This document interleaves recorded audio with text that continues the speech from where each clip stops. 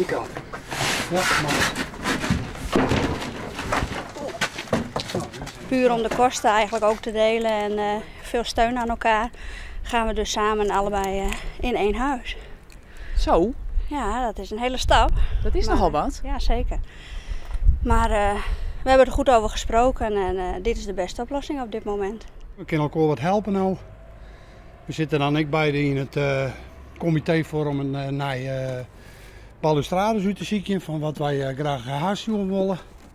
En wat er dan opkomt, En jou had dat het idee dat je wat controle op de zaak krijgt? ja, voor het eerste keer. Clarina Huizinga en Nico Nicolijn zullen te jaren in een hierhuis. Ze kennen elkaar zoent de galerij van Hardenflat naar Onderenkaam. 3 weken dus. Is het een beetje onwennig om nou met elkaar te wennen, na 3 weken? Nou, dat denk ik al, ja. Maar we rijden wel op. Ja, we zijn wel matten. We hebben geen andere keus.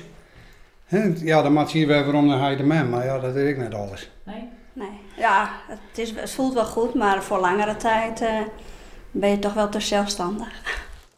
Ze mat ik wel. De hypotheek erin terug en de hier van het nijenhuis mat ik betalen worden.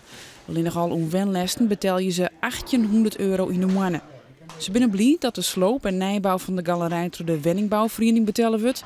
Maar ja, er zijn nog genoeg oorenzwargen. En dan moeten we beseffen van de waarde van het huis net naar beneden te gaan is. Want dat is dan ook nog een hekelpunt. En dan moeten we dan toch nog even om de tafel. Ja, dat is wel een soort onzekerheid nog, hè? Ja, maar het hele leven is een onzekerheid. Hè? We krijgen nergens een programma van. Maar we proberen er het beste van de meidje. Het kan nog wel goed een jelly dwarje voordat ze waarom kunnen naar de Antillenflat. Clarina Huizinga wil eerst net waarom, maar haar oude wend, maar ze had haar betocht. Ze laten ons toch niet in een woning wonen wat niet goed is. Dus vandaar dat ik het toch wel positief weer bekijk. Je wil uiteindelijk wel waarom. Ja, toch wel.